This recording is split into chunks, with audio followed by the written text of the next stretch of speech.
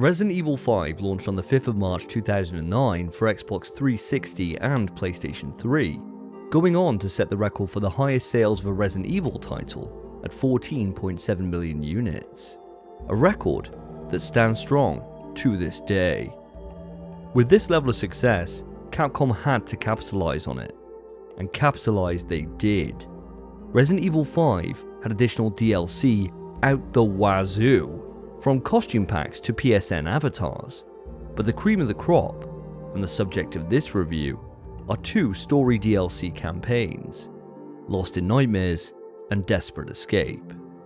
Each of them cost £3.99, which isn't half bad when it comes to bang for your buck. Now these days, both DLCs are collected into the gold edition of the game, and this is the version you would end up playing on modern consoles. The aim for these pieces of content are to bridge the gaps in Resident Evil 5's story, but the design and purpose of each are very different from each other. In this review, I'm going to explain what works, what doesn't, and how one of these DLC's strengths exemplifies the reason RE5 disappointed so many. Now let's dive in.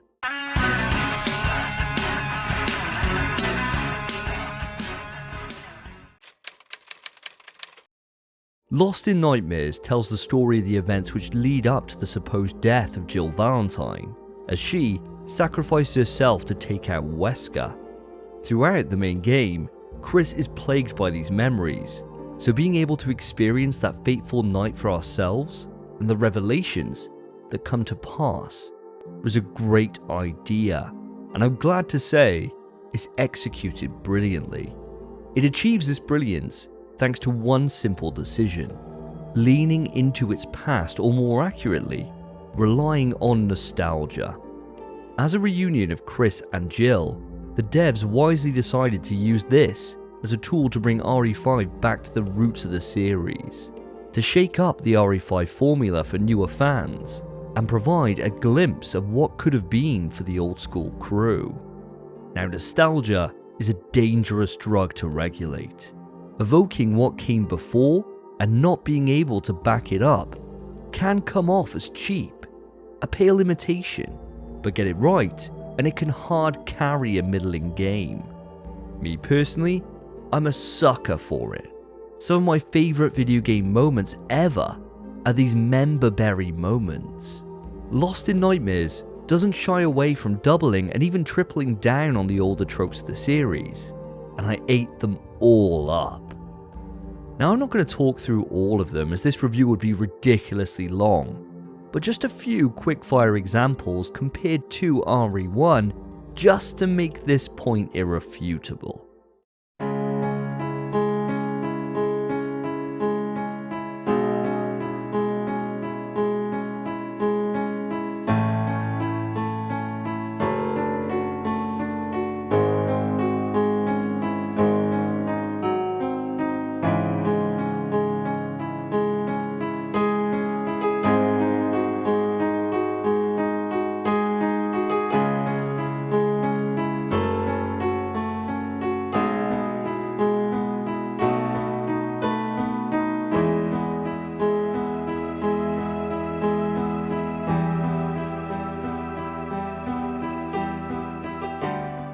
Now, speaking of throwbacks, I'm sure you remember in RE1, if you go to the front door of the mansion and try to open it, you get that cutscene of a dog trying his best to get in, right? Well, if you do this in Remake, of course it bursts through the front door, and it's an awesome little moment. Well, in Lost in Nightmares, do the same thing. Interact with the door 3 times, and behold, the best Easter egg in the entire DLC. Now, if you're new to the channel, I adore fixed cameras. It's all about the terror of the unknown. The distant shuffle or moan combines with the music to create an atmosphere dripping in tension, as you can't tell what's around that next corner. Now, I've long held the stance that Resident Evil hasn't really been the same since it abandoned these. I never thought that they'd return in the DLC, an RE5 DLC especially. Going into Lost in Nightmares, I vividly remembered fixed cameras, but I couldn't recall how to get them. So me and my podcast host Spencer played through on hard in default view, and it was good. Great even. Following the completion, we booted up Mr. Google, got our answer, and dived back in on a professional run to see it through. The difference was immediate. Fanboy screams of delight turned to shock, terror, and legitimate fear. Turns out, professional spawns new enemies in different locations, and so we couldn't rely on our memory to get out alive. The combination of the fixed camera and the difficulty was a classic combo. Like a PB&J for all you American viewers, a Greg sausage roll and a coffee for my UK crew, a baguette and cheese for all you French. Alright, I get it! What I'm trying to say here is nostalgia was enough to crack a smile, but it's in incorporating the classic progression, gameplay and presentation into a co-op experience and actually nailing it that melds the whole thing together into something really special. And it's a shame the fixed camera mode can only be used for the first portion of the DLC. As soon as you exit into the basement, it reverts back, which is a damn shame. But that's where the gameplay changes in this DLC are brought to the forefront. Ammo is limited. You can't fight everything. You'll have to run, split up to lure, and ensure you watch each other's backs to get out in one piece. The further the DLC continues, the more this teamwork is tested. One person has to hold the trap in place, while the other lures an enemy under it. It's simple, but it works. Hell, me and Spence have been playing co-op games together for years, and we fucked up a handful of times, so I can't imagine how ropey this could get with shit communication. Now, as I said, it's nothing complex, it is pretty basic, but where it succeeds is in how different it is to the base RE5. The base game is go here, kill everything and move on. It's high octane. Lost in Nightmares, on the other hand, is slow. You work together, you shamble through environments breathing in the atmosphere, and you find yourself lost in the extensive lore that surrounds every single cabinet. In short, it's a breath of fresh air, and to me, it goes to show what RE5 could have been.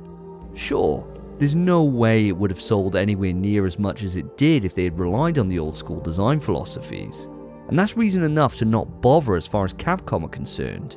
But the fanboy in me, the drunk on nostalgia member berry-infested RE fan, craves more in this style.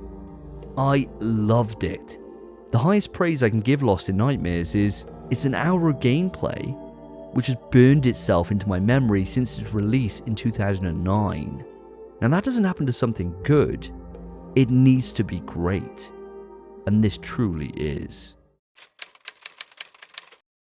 Lost in Nightmares was about reviving the past to shake up RE5. Desperate Escape doubles down on what makes RE5 RE5. Action, action, action. Carl Weathers is Action Jackson, and action is on the way. That's exactly what I was gonna say.